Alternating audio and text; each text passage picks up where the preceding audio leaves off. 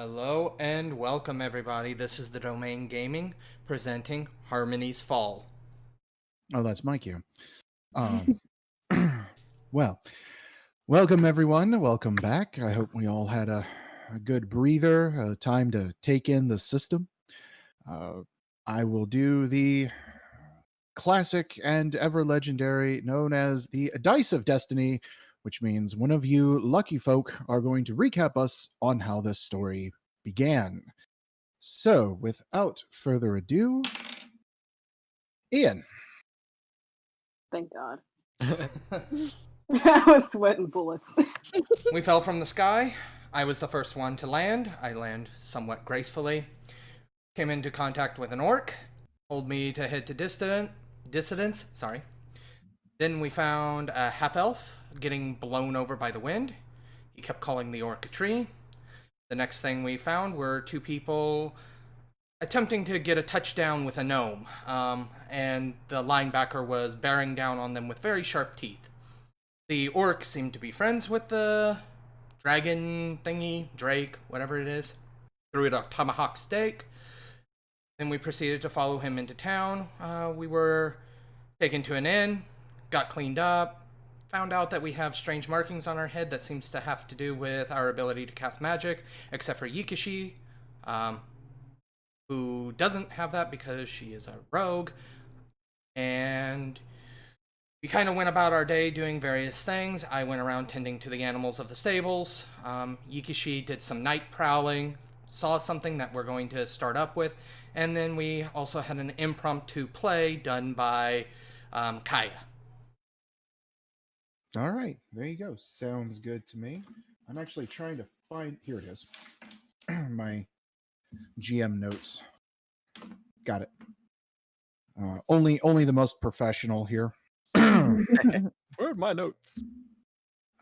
But anyway, we are actually going to open up with Yikishi. Hey. So you were skulking about, and you looked into.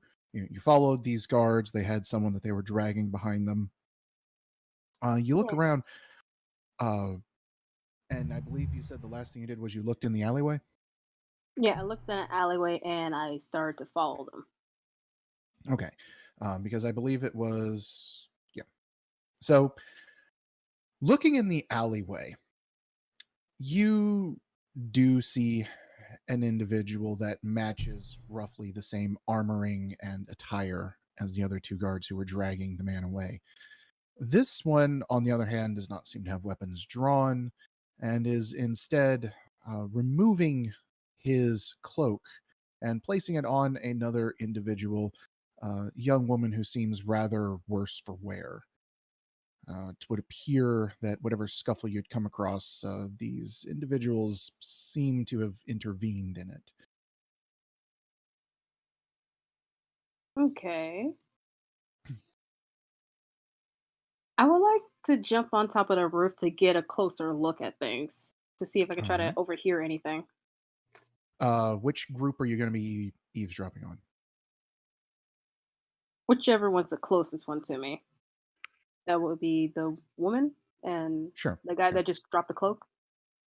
Well, put it on her. So give me an acrobatics roll. Acrobatic. I got a 6 in acrobatics and I only need to roll 1d10. 20. Mm-hmm. Okay, that's a 12. So 18. 18. With an uncanny cat-like grace, you leap up onto the roof above. It is a thatch roof, so your experience and understanding of strength that you're stepping on, you tend to keep to the actual main beams on the sides of the building. Listening in, you could tell that the guard, at least seems to be a guard, is taking down uh, essentially an affidavit. Getting the woman's name, what occurred, what's going on, that sort of thing. It appears that, according to her, she responds that She'd finally had enough of dealing with the gentleman and was tired of his gambling addiction, and things took a turn for the worse, which is when she broke out into the street. And at which point, a large congregation of citizens jumped him. They have since scattered, and the guard came in and, well, they dragged the guy away. Huh. Okay, that's good. All is well that ends well. I'm gonna start heading near the other group. All right. You follow along them. They did not get very far. You spent a couple of minutes listening, but then since you're able to go from rooftop to rooftop fairly easily, you start making your way towards the large castle type. It's not really a castle. It's more of a wooden fortress. You do note that there's not a whole lot of cobblestone in this area. Everything seems to be wood based. Perhaps because they just don't have access to it, or they haven't quite gotten that far. You don't know. So semi medium class affordable, but not quite there. It's even the richest person would be considered middle class by any standard. Uh okay.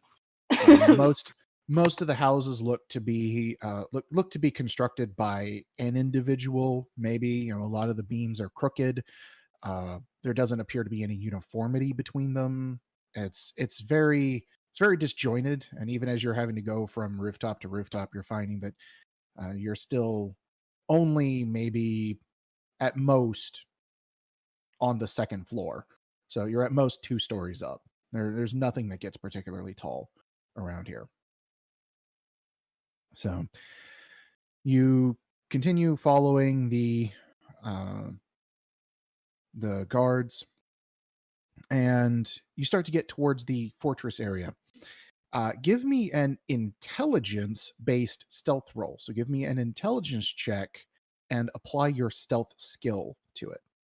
Okay, intelligence 10, stealth. I have a 6, 16, and I roll one Well, d20. no. It's just you have a 10, so the modifier is flat. So you're rolling. You're just rolling a d10 plus your proficient in stealth, so it's only a +3 because the character sheet adds your dexterity bonus. Okay, so just the 3 for my Just the stealth. 3. Okay, Mhm. so rolling one d20. Or actually, I need to check and see if you have expertise. Now that I think about it. Am But anyway, I? we'll see what the dice says. We'll get to that. You sure you don't want to do what you were doing? Okay, so No, it's still roll. just +3. Oh, okay. Yeah. Okay, real quick. Over where it says prof, that's hmm short for proficiency. That's your actual bonus granted by the skill. Oh, okay. So in bold, that's your total if you're just doing a normal check. Okay, and this isn't normal. No, this is your knowledge of being stealthy rather than your skill of being stealthy. Okay. I got a 13. 13. So you rolled a 10? No, my dice is 13. I need to Oh, add your my dice is 13 thingy. plus 3. Okay. Sorry. No, it's okay. It's okay. So that's a 16 total. Yeah, you look at this fortress thing, cast or whatever, fort. Really is just a fort. And you don't really see an easy way to follow them in there. Just kind of looking at it and judging from it. The guards are there.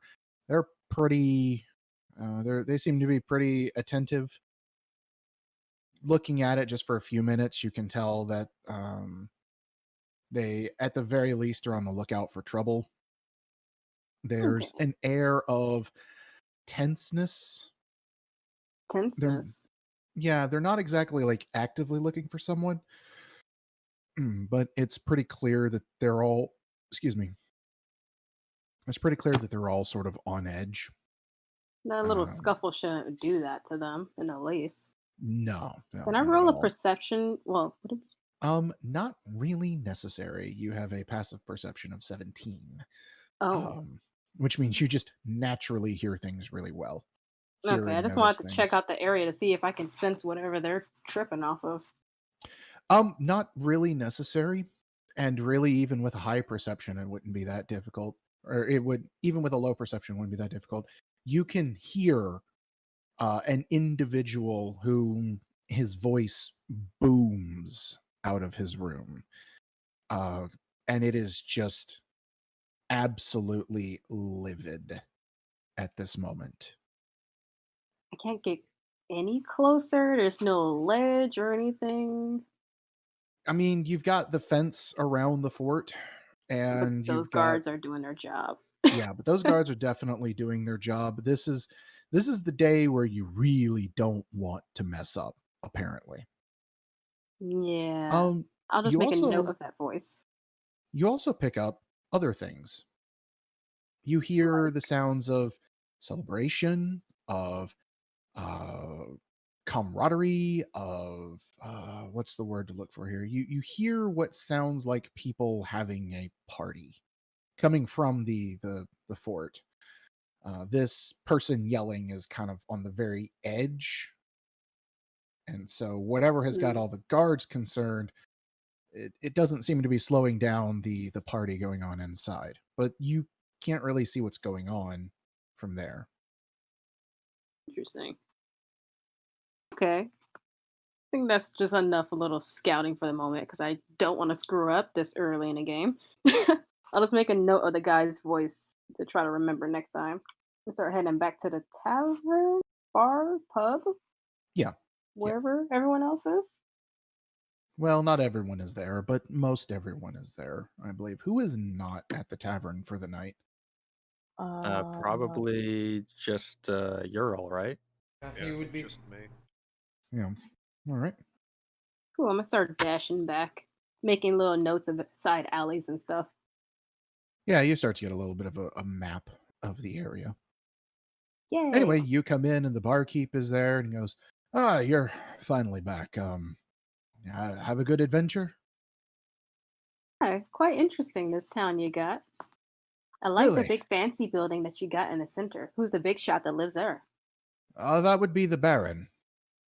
That's the Baron's place? Looks pretty nice. Yeah, the Baron, he uh used to run a gambling den, apparently. And so when he came down here, he he kept doing what he knew best. And so he's turned that into a large empire here, and it's, well, large as can be expected. He provides a lot of the morale bolstering, and he's the one who gets things done around here. Okay, so that's If you the guy can to know. if you can stomach the temper on occasion. Temper.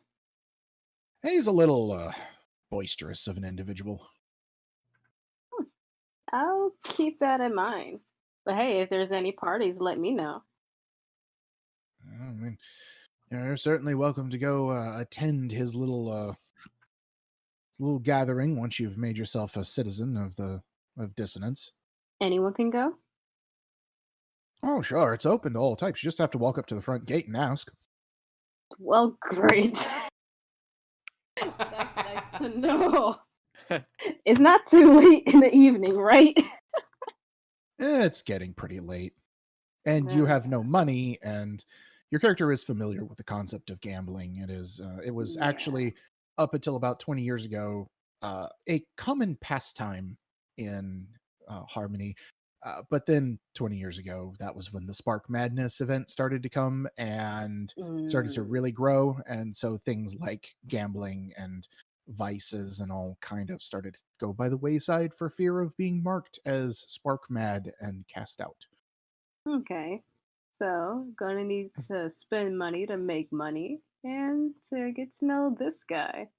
Thanks for the heads up. I'm gonna start heading to my room, I guess.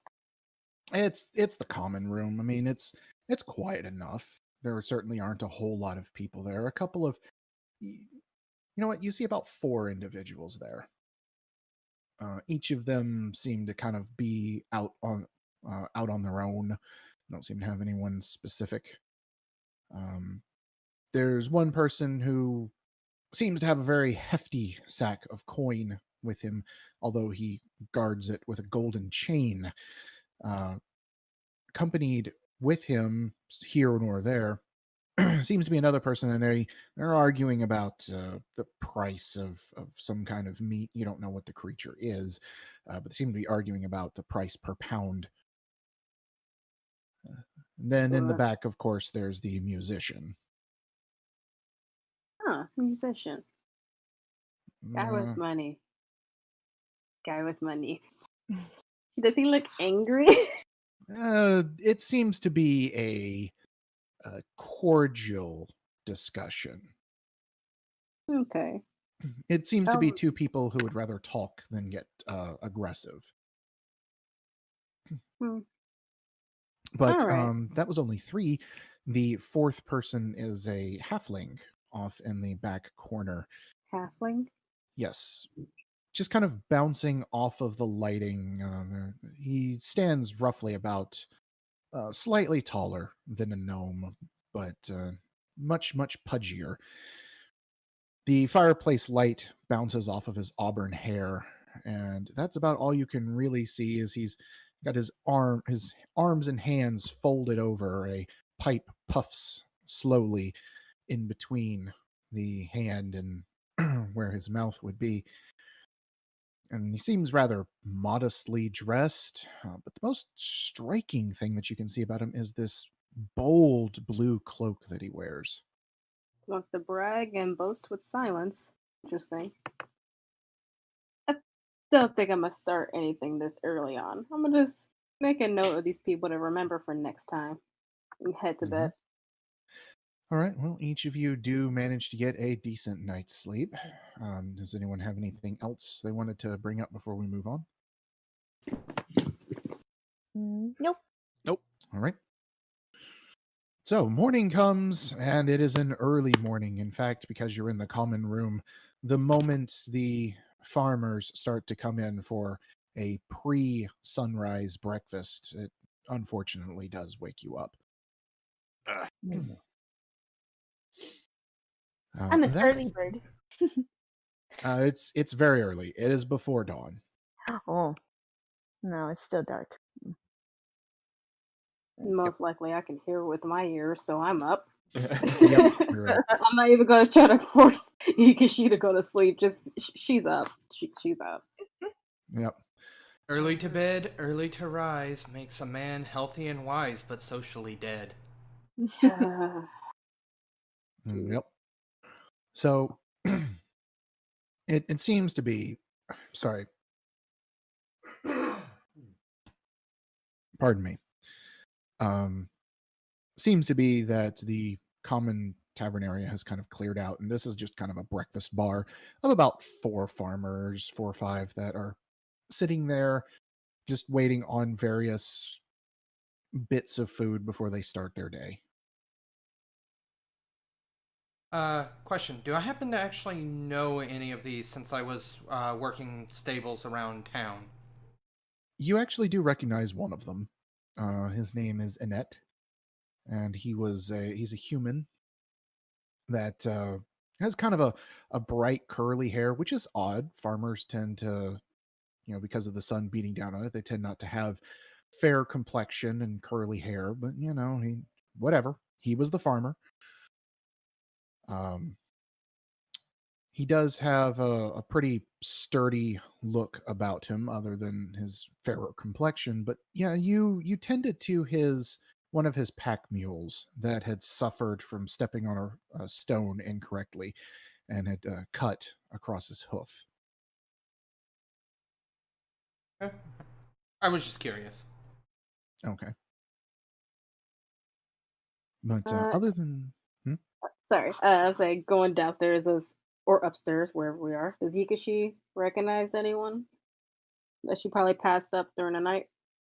No, no, y'all do not recognize anyone that you see. You are uh, strangers of your own kind, or strangers in this town. Perhaps occasionally you look at someone that you might be like, "Did I see them last night?" I don't know. It was dark, and even though you have pretty decent dark vision, I mean, there weren't very many people on the streets. Cool. Ikashi gets food. All right. Um. So since you have yet to meet the Baron, you haven't. Well, no, wait. No, you don't have any You have- coin. Sorry. Nope. One of us does. Yeah, only one of us does. But you come up and what has been prepared, kind of I wouldn't call it the pot stew, but the general, here you go. This is for people who don't have any money. It is a wheat porridge. But, it's been seasoned with some fruits and a little bit of cinnamon. Better than nothing. Yeah. I go ahead and take a bowl, and I actually begin a conversation with Emmett at this time, asking him about his meal, how it's doing. You'll go, Annette. But, Annette, sorry. yes, I mean, it was only tended to last night, but he seems to be doing all right. He'll be out of commission, like you said, for the next day or two while the bandages hold. But doesn't seem to be quite as stubborn to walk anymore.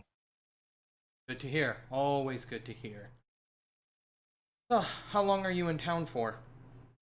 Oh, well, I live in town, but the farmlands are just outside of the, just outside the walls.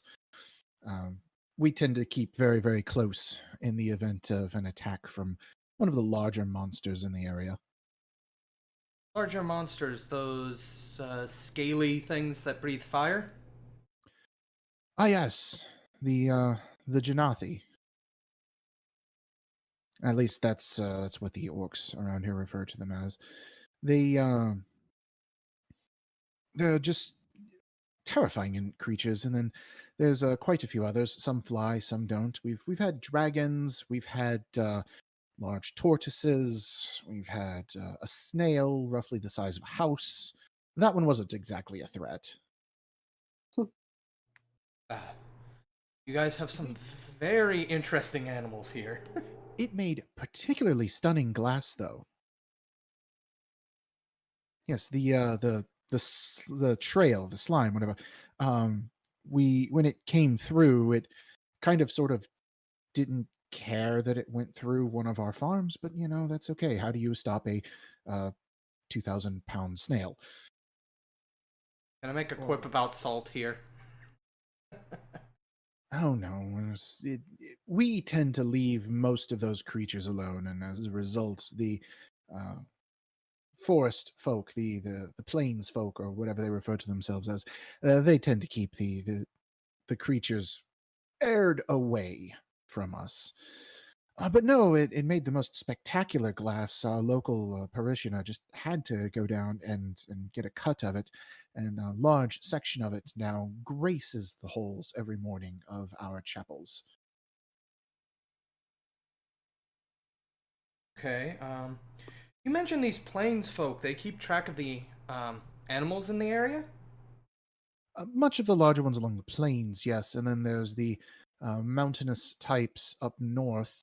There's the Fey folk over in the woods to the west, and then south. Now, south. That is an interesting locale. You would be. Take my advice, good sir. Do not travel south. It is dangerous. What kind of danger is there? Mountains that erupt fiery ash and creatures that thrive and exist in that area. Our scouts have reported extremely lethal beings. Some of them seem to come from this molten ooze, whatever it truly is. Oh, well warned. I will take note of that. Yes, if you are traversing south into the jungles, when you start to encounter animated stone creatures that just appear to be made of rock, you have gone far too deep and should retreat immediately. I don't suppose my character has any idea what animated stone, or he wouldn't be thinking golem? No. Okay. Animated stone. Well, this place gets more and more elaborate as I figure things out here. Yes, and you would do well to respect the wildlife in the area. Well, There is. don't believe that needs to be stated for me, but Well, there is an interesting tale, and he turns and looks over at the entertainer and says, the tale of Winnie the lady, I imagine. And the entertainer looks and he goes, ah, yes, quite. And he starts to play a chord, as if a sing along itself was about to spring forth from his voice. But the barkeep cuts him and says, no, none of that. Too early. Too bloody early. He goes, Oh, he says, long story short, Renee was a noble lady who came down, who got cast out from Harmony for her stubbornness. We presume that her father is the one that threw her out. And she decided that she would waggle her finger at a dragon. This had the effect of her no longer having hands. There, story ended. No songs required. Wait, what? so a dragon ate Conversation. dragon ate her hands. Okay. Don't punish dragons. Okay. Yes, do not waggle your fingers at dragons, for they are soft and squishy. Uh-huh. I just nod. Jace nods. Yukishi keeps eating. Okay. Anyway,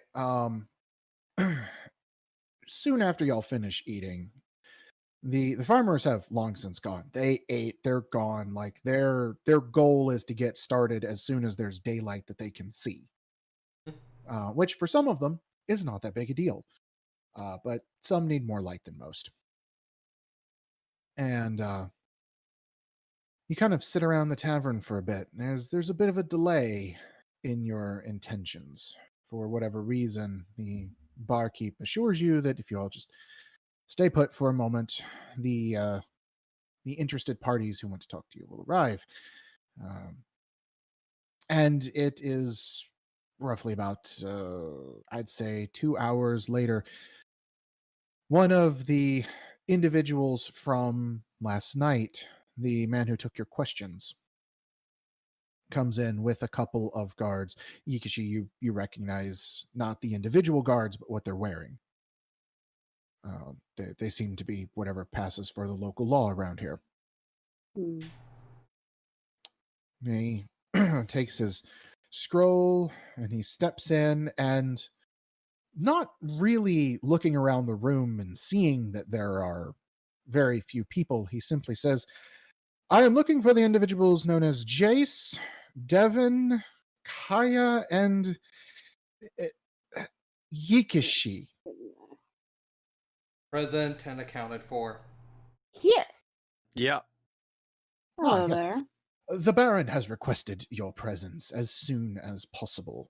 Are there any issues that you would have towards making an immediate and direct haste to the barony? I quickly start shoving food in my mouth. It's not that necessary. If you're still in the midst of your breaking of the fast, that is perfectly acceptable. We have a few moments. I'll start making my way there if one of you can lead me. We would prefer to have each of you go as a group. Mm, I nod and I stand and wait with them.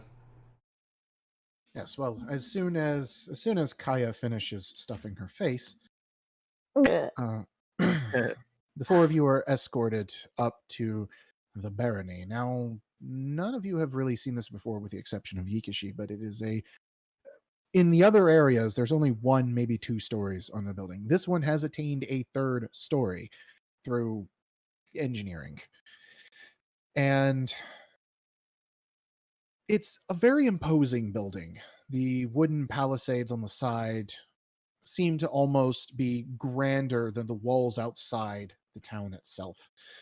hmm. And it is very clear that this is a central seat of power within within dissonance.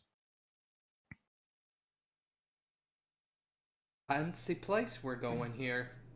Excuse me. I am sorry about that. But anyway, the man says, yes, the barony does have a certain air of authority. He is quite unlike any leader we've ever had before. At first, we were a small gathering community, for lack of better words, of survivalists just trying not to be some creature's food the next day. But when the Baron fell from the heavens, he brought with him a golden age of dissonance. Ooh. Care I to started- explain a little more? I want to touch things. Yes. I do understand the Baron is a rather busy man, so he may or may not have something for you to do immediately, but he is, of course, always the first person to officially welcome new fallen. If it weren't for our situation yesterday, he might have even welcomed you last night, but alas, even in a city of outcasts, there are people who do not fit in. Had some trouble last night. A few difficulties. The main issue was yesterday afternoon. We had, and you should be made well aware of this, we had individuals journey too far north and disrupted some creatures while out on a hunt. They have severely, or they appear to have severely, how shall I say, dismantled the what tense alliances we have up north and whatever it is that they hunted. Was it something sacred? We are afraid so, but we are awaiting our expert to tell us about it. Hmm. So there's hunting season and non-hunting season? There are certain creatures that you are not to hunt under any circumstance, for doing so could upset the delicate balance of the ecosystem. This creature was apparently a guardian, and it didn't look like it, according to these hunters, who are awaiting, of course, their penance. But we still do not have all the details. Just do understand that if you intend to join the hunting division, there are certain game that you are and are not to hunt.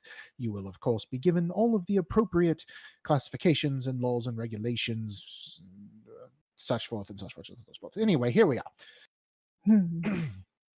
It takes you inside, and inside it's not quite as loud as it was last night, Yikashi, but there is still the air of people kind of wandering about.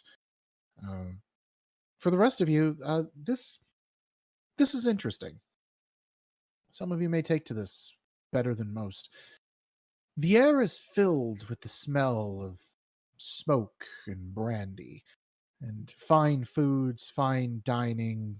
No sooner do you step inside than you see the floor is plush, almost to the thickness that you could lose your feet in. It appears that you have stepped from a place of moderate survival to a place of sheer decadence. As you look off to the side, and you see that upstairs the carpeting kind of ends soon up into the stairs, but over to the side, it's just a large waiting room, almost like a not waiting room, but a large dining room that stretches for, well, almost as large as many of the rooms that you have seen yourself in Harmony. It is a grand hall, fit for nobility, if it weren't for the fact it was made of wood on the outside. Stretch across the hall is multiple tables, individuals peddling coin as it clanks back and forth. The sound of instruments playing in every corner. Hmm. Jace is kind of out of place here. He's more used to stables.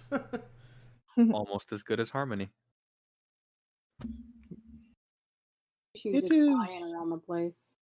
It could best be described as almost an inversion of Harmony. Whereas these halls would be used for personal research, for great works, for artists and philosophers to better themselves and seek greater heights or greater educations or what have you in Harmony. This place looks quite the opposite, almost heretical to Harmony. Hmm. How so? Well, For one, there is not a lick of any of the wordings and inscriptions upon the walls that would indicate what the hall is dedicated to or who the hall is dedicated to. There is no, there's certainly no decorum amongst the people. They appear to revel in their vice and their abuses of both uh, drink and gambling and revelry alike. It would seem that, well, this is quite the party animal's house compared to a more stuffy and less wild city in the clouds. Poor imitation, I guess. Are the guards So, still with us? They're with you, but I mean, they're not watching over you. They're not looking over your shoulder. They're just kind of there in the general vicinity. so it's a party? At the moment, it could best be described as an after party. Is there food?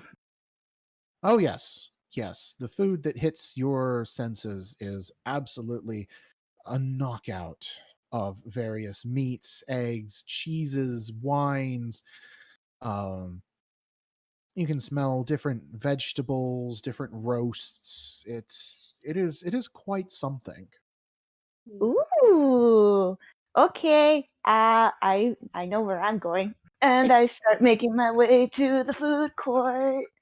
But we have to talk to the Baron first. Mm, Um, I give you a side eye. If he invited us here, that means he wants us to be, partake in all this. Why would they move me here if they didn't want me to partake in any of this? well, this is the main room. The person that summoned you comes and says, "This is the main room, and we're simply letting the Baron know that you are here. I don't suppose you survived with any coin to pay for any of this." He's charging me for his food? Yes, that is how an economy works, my dear. Oh. Hmm. Granted, the rates are standard; they're not particularly over the top, but we do have we do have to maintain ourselves here. Um, Hmm. Hmm. I So, start how asking. much is a leg of this meat? looks like it goes, What- "Oh, that is the roast buffalo. It's I believe it is 2 gold a leg, or 2 gold a serving. Can't remember.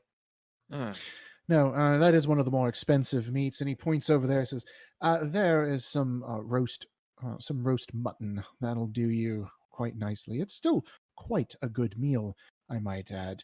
Um, you'll find it's about a gold for the meal with sides." So where's your peasant food? you I just had that. assumed that that was the wheat porridge that you had this morning, and peasant is not true.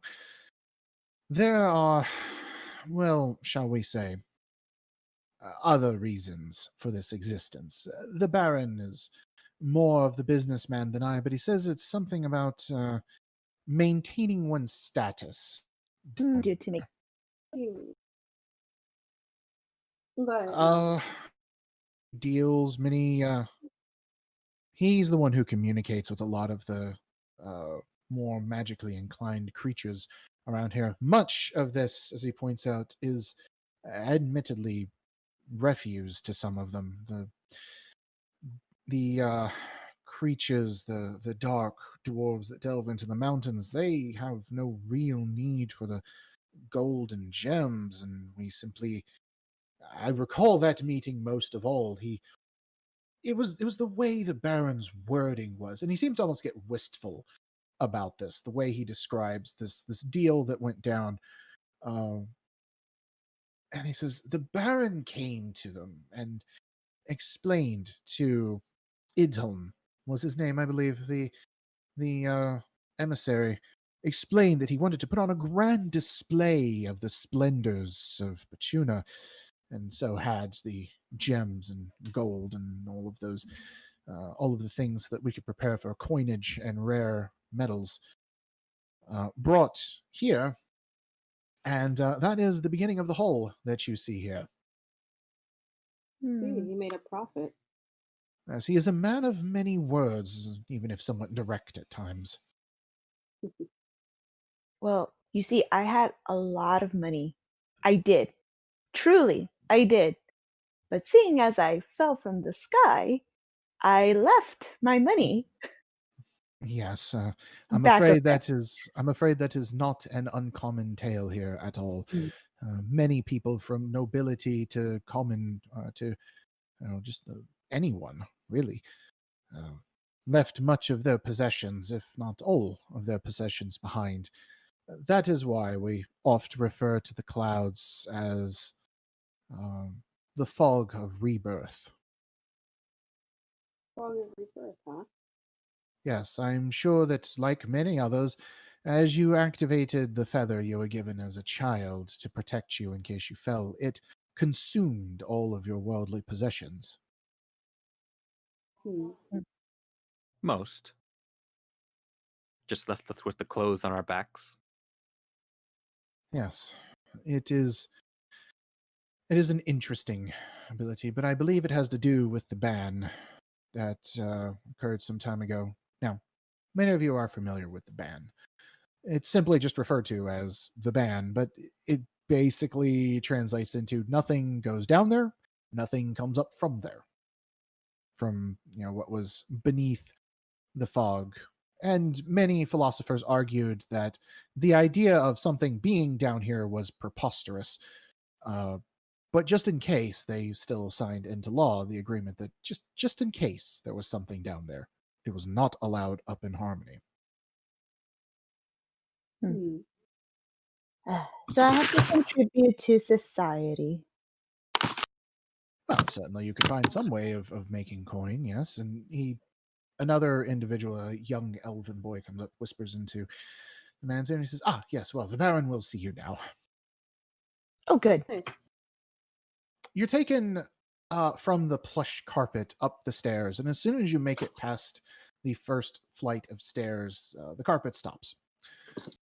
What is left is simply wood and, I mean, decent enough construction, but it would seem that that room, that's probably all the real wealth that this fort has, as there's no real signs of glam or glitz beyond it.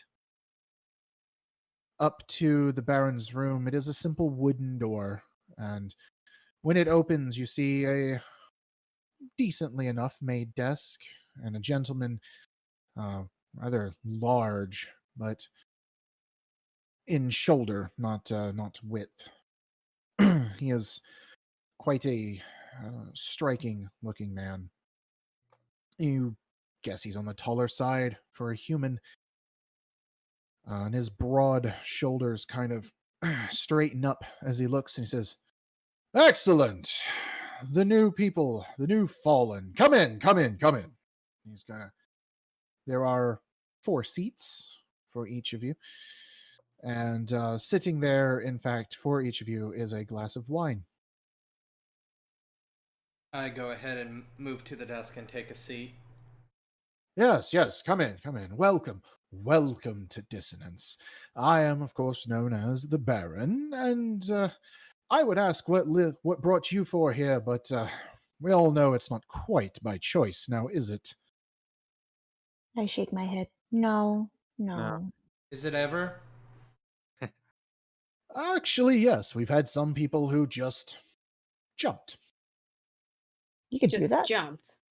Yes, yes. I I confess I was one such man. You came down here willingly. How did you know what was down here beforehand?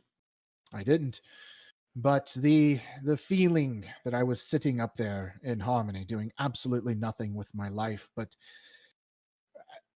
books and study and decorum, it drove me mad. And it drove me mad as he kind of pounds onto the desk, and not just because I struck my knuckles against it.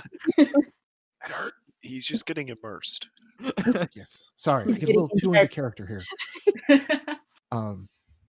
Says, "No, I pushed into greater things. I took greater strides. I saw that if they would deny us what was down here, surely it must have been a gift fit only for the gods. So it made more sense at the time. I flung myself from Harmony to see just what the gods were keeping from us. And he looks around and says, and now I see it as basically a playground for their interests. Yeah, how did you survive that fall? Much as anyone else, the feather. Oh, you were able to get one before you jumped. Okay, so you do remember everyone has one. Yeah, it Oh, was that's given at fine, birth. not just for those who were getting kicked out. No, that's like Ah. everyone. It's, Yes. Okay, you were okay. raised as a child, you were taught how to use this thing. You know, you know it as about as well as the Air Force knows a parachute. Okay. So not at all. You don't need a parachute on the ground. I said, Which "No." is obviously how we knew how to use it when we were falling. Mhm. Yes. Yeah. He said, and so here it is. This space, this land, all of it. The planeswalkers and the denizens around this area refer to it as Hithland. It is, from their words, the very creation of Bachuna and her greatest accomplishment yet. And they hid this from us. Hit this. What's so important about it compared to, no offense, up there? Well, think about it. Isn't Up it there- just their playground? Up there, we toiled away and essentially did nothing but service them. But down here, creatures follow their gods, but do not actually, but are not at their beck and call every day. Down here, there is, I don't even know what to call it, a release, an unbinding, A conscience? I suppose. Hmm. Interesting. But think about it. Here, the different races, those of us gifted, can be more than just whatever we are up there, mere peons and place and pieces for the gods. I'm gonna say something very, very dumb here, and I go into this saying this, but I look at the three of you next to me, and I go, so this is what Spark Madness sounds like. There's a bit of a pause, followed by, I like you, but you may very well be right. I just kind of, Jace kind of nods his head, like, okay. Continue. The crazy one agrees with you. The crazy one. Yes, we have often believed that this is the spark, this need to expand, this need to grow, this need to do more than just sit up in an island in the clouds at the beck and call of our creators. No, this is what it means to be human, to be elven, to be dwarven, to be all the races. Because we will not sit idly by while this potential for all of us is wasted. And So you got bored up there, and then you came down here, and you became king. As a manner of speaking, yes. When I fell here, I saw that there were only the downtrodden and cast out of society. I did not find very many like me who had simply bored themselves to insanity. So I began to gather what peoples I could, those who would work with me. Now, well, under the employ that you see here, those who not, well, they ventured elsewhere. To what ends, I do not know. And yes, I have found the difficulties of rulership. I do not envy the Council of Harmony now that I think about it, for indeed some of their difficulties have become my own. I'm sure you've seen the rather interesting accomplishments down below. Such as? Your party room, right? Yes, the hall. It is the collection of the different species across Hithline and whatever they bring to us in exchange for our ingenuity. For that is what many of them lack the most. Mm, He looks at all of you and goes, "We are, as guests of Hithline, problem solvers, first and foremost. We take the difficulties of the peoples around, we find what is troubling them, and we solve it in ways that they themselves cannot truly think of." And why can't they think of it? Most of the time, because they've never been in those mostly because they do not have the spark. At least that's my theory. The Fae only know how to deal with problems in the Fae way. The dwarves only know how to deal with problems in the dwarven way. Each of them, they run into troubles that they cannot deal with in their own traditional methods. They need someone out of the box, an outsider, to come in and fix things. That is where dissonance comes in. We meddle in their affairs, so they do not need to plead to other beings. Beings. I'm assuming you're referring to the gods there.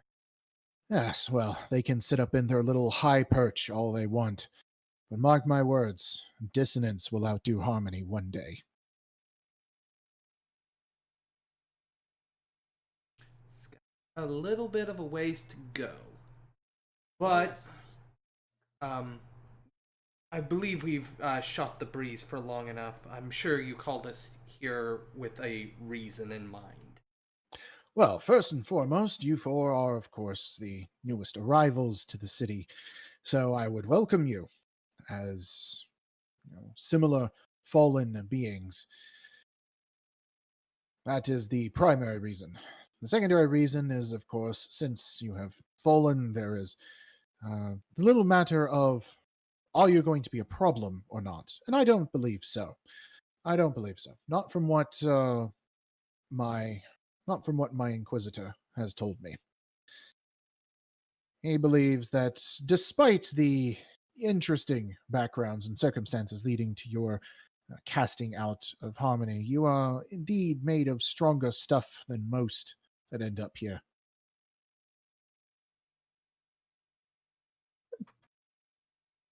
so are we just instant citizens? Well, no. No one gets things around here for free. You have to earn it. I have to earn my citizenship. Mhm.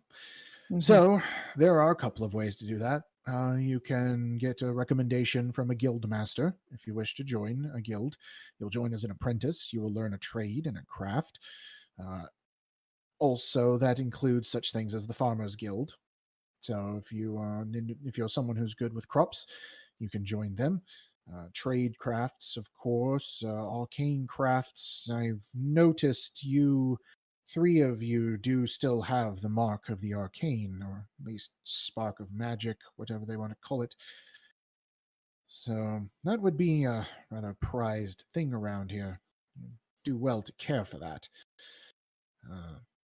Some people were magisters and people of arcane talent before the fall, but they lost their powers. No one really knows why that occurs. But anyway, you can join a craft, or we have a number of things, call it an adventurer's guild, if you will. Tasks here or there that don't really bind you to any particular uh, guild or need or really daily schedule, but are in fact odd jobs throughout the city and the lands beyond. Hmm. Sounds entertaining. Yes, it is, of course, the riskiest, but it pays the most, and it doesn't take very long to attain citizenship, especially if you begin proving yourself sooner rather than later. Where is this Adventurers Guild? Well, you'll be wanting to talk to Golden down on the first floor, away from the hall. the Adventurers Guild is stationed out of here, and I believe he already has tasks going out. But that said, and he kind of claps his hands together, you can't very well go out into the wilderness in nothing but your clothes. That is why, if you accept this, if you accept to join the Adventurers Guild, I have seen fit to furnish you. Already, huh? Well, it's not the greatest of equipment, it is only what we can afford, but it's better than fighting goblins or the wildkin orcs or the or do they call them the feralkin? I shall have to ask them when I come back. But it certainly beats going out onto life and limb risking situations and nothing but your tunic and trousers. He has a Oblige. point. Yeah. I have specific requirements. I don't know if be able to provide such specific requirements. Takes his wine glass and shakes around and says, "Well, you're the insightful one, so incite me." There's this thing with metal and myself. Ah, yes, I am familiar with that requirement. Ural, our resident ambassador to the orcs, he has the same issue to some extent. He uses weapons made of metal, but he really prefers no armor at all. Yes, well, I do prefer armor. Actually, he prefers no clothes at all. Now that I think about it, but That's an entirely different matter. I am okay with weapons of metal as well. It's just the clothing oneself in metal that is the issue. fair, fair. I understand that you wanted to get one with nature, and what better place to do it than here? And he just kind of looks around and says, "In the garden, the forbidden garden, if you will, of the gods."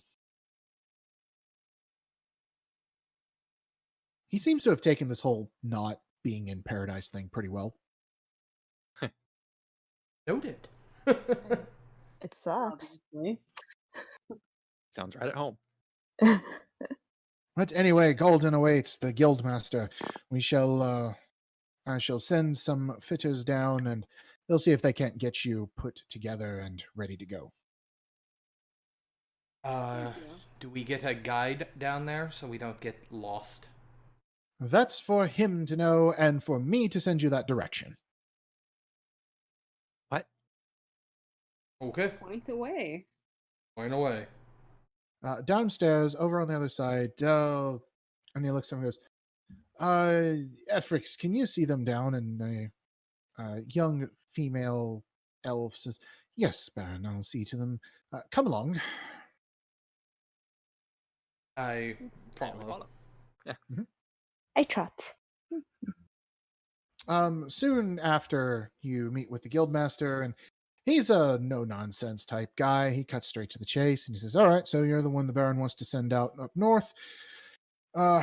Not that big a deal. Basically, you can either spend a bunch of time sitting around town waiting for something to happen, or you can handle a situation we've got up north. We have a creature that we need identified."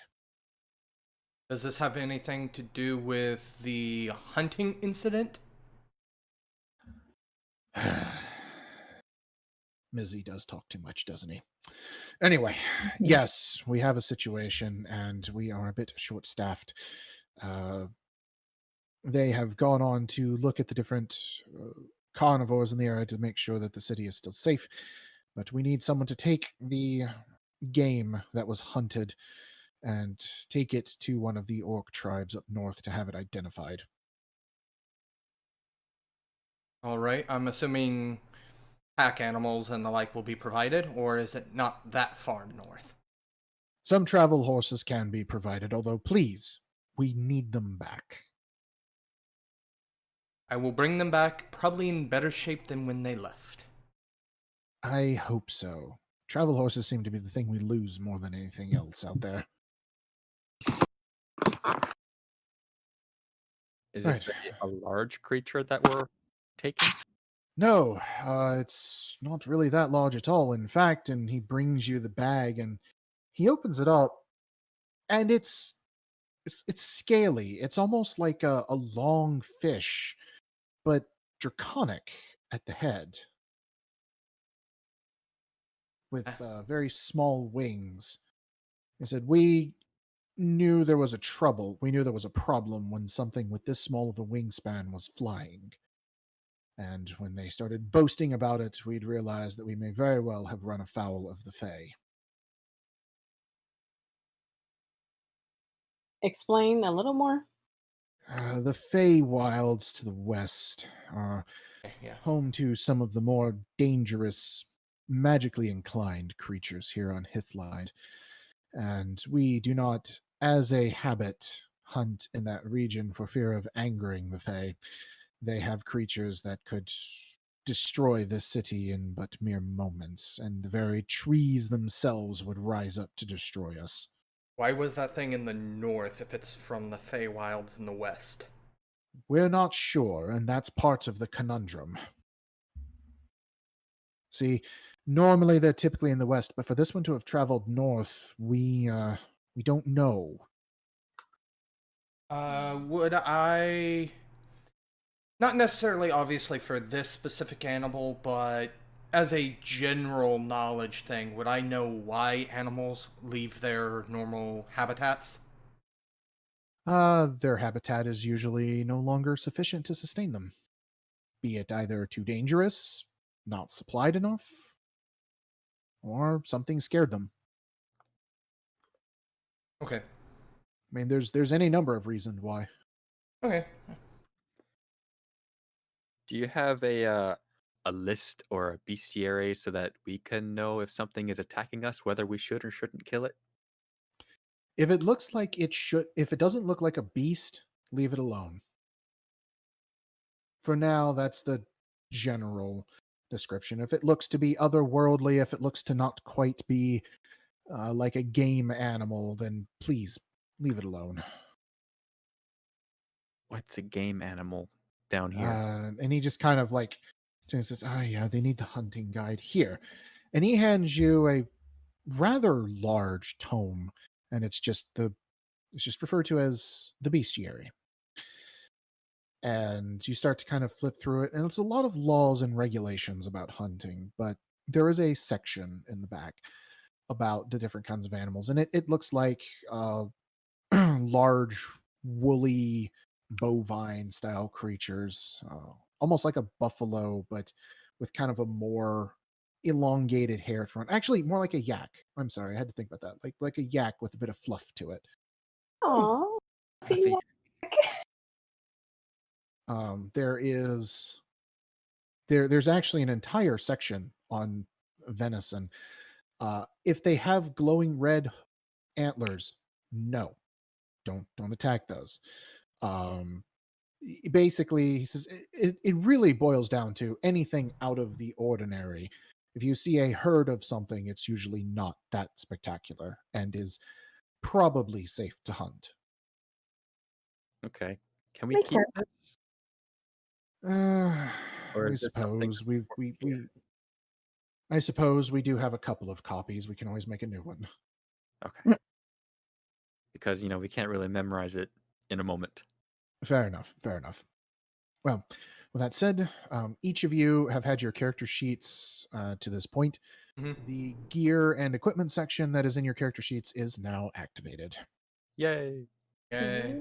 I have AC. What?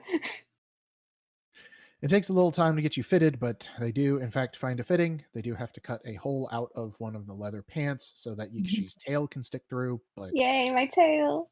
yeah, well, they seem to know what they're doing. Mine doesn't have to be tailored, right? No, actually, they seem to have a couple of gnomes. Yay! Because, my legs, they're not long, nor are my arms. Oh. Yeah, at first they have one for halflings, and you try on. I believe, what is your armor? I believe it's a scale mail or a chain mail. It is. Oh, darn it. Where are you? Page 1, halfway down. No, I closed it. Hold on. Oh no. Page 1, halfway down. Okay. I got chainmail. Chainmail, yeah. So Yep. they get the gambeson on you, and then they go to put the chainmail on, and the chainmail just like hits the floor with another foot or two to spare. And I raise my hands up with the long sleeves. Yeah, it's like Oh, we can work with this.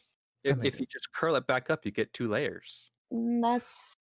But it's kind of Double heavy. fan sheet. So that sounds heavy. Yeah, that's not quite how it works. That's not how armor So- works. So, instructed, given a map, and sent on your way, the 4 of you head on horseback towards the north. Thank you all for joining us for Harmony's Fall. We look forward to seeing you again. Please like, comment, and subscribe. Have a wonderful day.